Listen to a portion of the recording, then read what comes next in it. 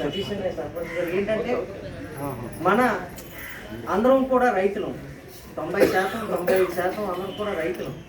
రైతులకి ఏదైతే అవసరం ఉంటుందో అవి ఐడెంటిఫై చేసి, ఇప్పటికీ కొన్ని ఐడెంటిఫై చేసి డ్రైనేజ్లు ఇవి కడుతున్నాం, కానీ ఇంకా రైతులకి అవసరమైంది ఈ ఎన్ఆర్ఈజిఎస్కి అనుసంధానం చేస్తే తప్పకుండా 100 రోజులేంటి 200 రోజులైనా పని కల్పించగలమని నేనైతే భావిస్తున్నాను సర్పంచ్ గారు.